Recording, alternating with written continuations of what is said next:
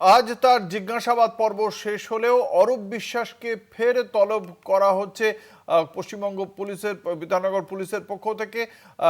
রাজ্য পুলিশ তাকে এর আগেও তিনবার সমন পাঠিয়েছিল, কিন্তু তিনবারই তিনি হাজিরা এড়িয়ে গিয়েছিলেন। এমনকি শেষ পর্যন্ত তিনি আদালতের নির্দেশ অমান্য করেন তিনি। তারপরে অবশ্য আজকে সকালে তিনি বিধাননগর থানায় তিনি হাজিরা দেন এবং সেখানে বেশ কিছুক্ষণ ধরে তার জিজ্ঞাসাবাদ পর্ব চলে। তারপরে ফের তলব করার দিন ধার্য করে দেওয়া হলো অরূপ বিশ্বাসের জন্য।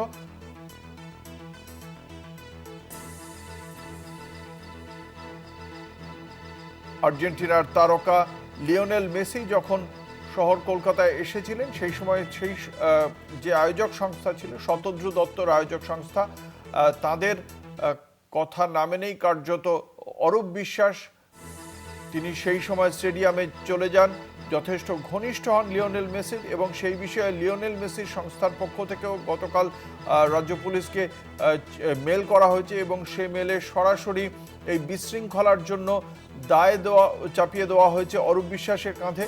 তারপরেই অরূপ বিশ্বাস আজকে যোগাযোগ করলেন রাজ্য পুলিশের সঙ্গে।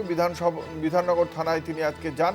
আগামী 22শে জুন ফের তলব করা হয়েছে অরূপ বিশ্বাসকে।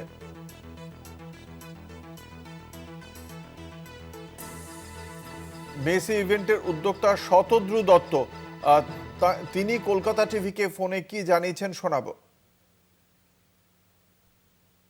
উনি যে আইনের ঊর্ধ্বে নয় এটাই বোঝা গেল, যে আইনের ঊর্ধ্বে কেউই নয়। এবং অনারেবল হাইকোর্টের ইনস্ট্রাকশনে উনি যে 4th বার সামনটায় অ্যাটেন্ড করলেন, একটা শুনে ভালো লাগলো। এবার যে যে অ্যালিগেশন আমি দিয়েছি সেই সব এভিডেন্স সমেত এবার তাকে তার উত্তর দিতে হবে, যে কিরম ভাবে কি হয়েছিল, কেন উনি মাঠে ঢুকেছিলেন, কার পারমিশনে মাঠে ঢুকেছিলেন, কার পারমিশনে উনি ওনার ফ্যামিলি মেম্বারদের ঢুকিয়েছিলেন, কার পারমিশনে জুই বিশ্বাস ঢুকেছিল, এত অ্যাক্রেডিটেশন কার্ড ইউটিউবাররা কেন উনি ঢুকিয়েছিলেন, এই জবাবদিহি করতে হবে।